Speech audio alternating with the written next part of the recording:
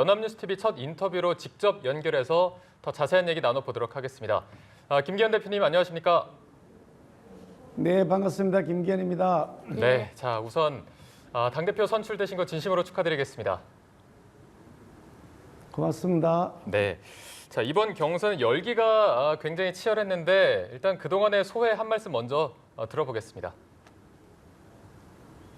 우리 당 역대 전당대 대표 선거를 하는 전당 중에서 가장 뜨거운 열기, 가장 높은 투표율을 보여주셨고요.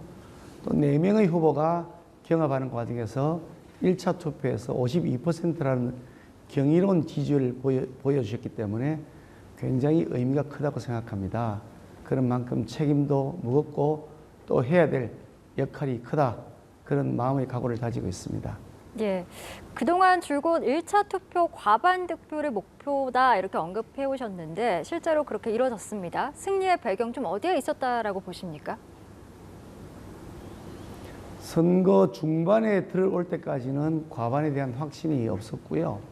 선거 중반에서 중반으로 넘어오면서부터 네거티브가 과도하게 전개되고 또 우리 당원들이 보기에 눈살 찌푸린 일들이 좀 생기다 보니 그래서 우리 당원들이 오히려 결집하신 것 같다. 김기현이가 제대로 일하게 하려면 확고하게 지지해 줘야 되겠다. 이런 마음을 많이 가졌다고 저는 생각합니다. 그래서 기왕에 뽑으시려면 확실하게 일할 수 있도록 1차에 압도적 과반을 보내주십시오라고 말씀드렸는데 당원들께서 저희 그 속마음을 이해하시고 동참해 주신 것으로 생각하고요. 진심으로 감사드립니다. 네, 자 이제 6개월간의 비대위 체제는 끝난 만큼 집권 여당다운 제도약을 기대하는 목소리가 굉장히 많습니다. 이제 당 운영에 대해서 여러 구상을 갖고 계실 텐데 주안점을 두고 계신 부분 말씀 부탁드리겠습니다. 우선 대야 관계에서 주도권을 우리가 회복해야 됩니다. 아직 비대위 체제이다 보니까 여러 가지 시스템상 한계가 있어서 주도 역할을 하기 어려움이 있었습니다만 이제 정상 시스템으로 대표도 뽑고 최고위원도 청년 최고위원도 뽑았기 때문에 이제부터는 여당으로서의 위상과 역할을 제대로 할 수 있도록 주도권을 확보해야 된다고 생각합니다. 그 주도권의 확보는 결국은 민생 문제를 해결하고 윤석열 대통령과 당이 서로 공조와 협력을 잘 이루면서 국민들께서 필요로 하는 것에 즉각 그 해결책을 제시해 드리는 것, 그것이 바로 대야 관계에서의 주도권 회복 가장 중요한 키포인트라고 생각하고요. 국민을 바라보고 야당을 바라보거나 우리 당내를 바라보는 것이 아니라 국민을 바라보고 호시 후보의 마음으로 뚜벅뚜벅 가야 할 길을 걸어가겠습니다. 예, 경선 전후로 친윤과 비윤 논란을 비롯해서 크고 작은 파열음이 있었습니다. 갈등 수습이라는 과제를 안게 되셨는데 통합과 화합을 도모할 보관이 있다면요? 이번 전당대회 결과를 보면 저 김기현에 대한 지지도 그렇고요. 또 최고위원이나 청년 최고위원에 대한 지지도 보면 그런데 더 이상 친윤이니 비윤이니 반윤이 하는 그런 쓸데없는 얘기하지 말고 대통령 중심으로 똘똘 뭉쳐라 라고 하는 것이 당원들이 확고한 의지인 것이 확인되었다고 생각합니다. 우리 내부에서 자리 다툼하고 내부 권력 싸움하면 더 이상 우리 당원들께서 용납하지 않겠다는 확고한 의지가 표출된 것이라고 저는 믿습니다. 그러니까 더 이상 이제 당내 분란 없이 정말 통합된 하나의 원팀으로 하나의 팀으로 갈 수 있도록 많은 협조를 부탁드리고요.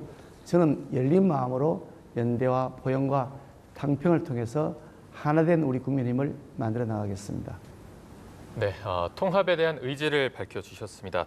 앞서 이제 공동 기자회견에서 기자의 어떤 질의가 있어서 언급이 나온 부분이긴 합니다만 그 경선 과정에서 나온 울산 땅 관련해서 지금 의혹 제기가 있었고 민주당 같은 경우에는 TF를 꾸려서 대응을 하겠다라는 입장입니다. 앞으로의 대응 방침을 들어볼 수 있을까요?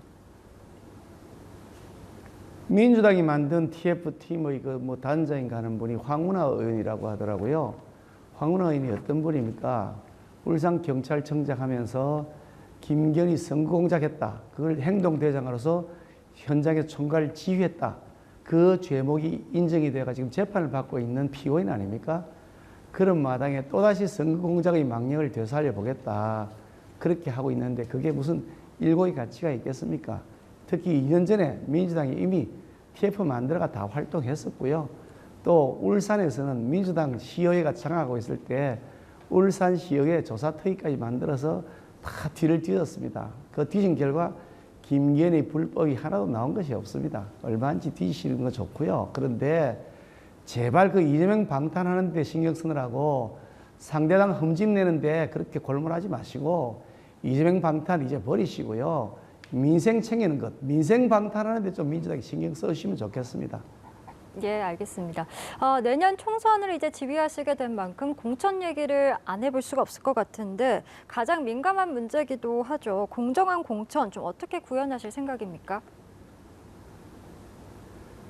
여러 차례 말씀드렸습니다만 주민들의 뜻, 우리 국민들의 뜻이 누구를 지지하느냐, 그 주민들의 지지도가 가장 중요한 기준이 될 것이고요. 그래서 신망 있는 그런 그 후보, 또 거기다 더해서 실력 있는 후보, 이런 분들이 선별될 수 있도록 하는 당헌 당규 시스템이 잘 정비되어 있습니다. 기본적으로 상향식 공천이라고 하는 그 제도를 최대한 잘 지키면서 앞으로 운영해 나갈 것이고요. 어떤 경우에도 저희 개인적인 사심이 들어간다거나 혹은 다른 사리 사욕 때문에 공정성을 해치는 일은 없도록 하겠다는 약속을 다시 한번 드립니다. 네, 그리고 이 질문도 한번 드려보겠습니다. 이번 경선 과정에서 윤심이라는 단어가 굉장히 많이 등장했습니다. 그만큼 이제 당정 관계 설정에 대한 관심이 높은 상황인데 어렵습니다. 이게 너무 가까워도 안 되고 너무 멀어도 문제가 될 수 있는 목소리가 많은데 앞으로 좀 어떻게 풀어나갈 계획이십니까?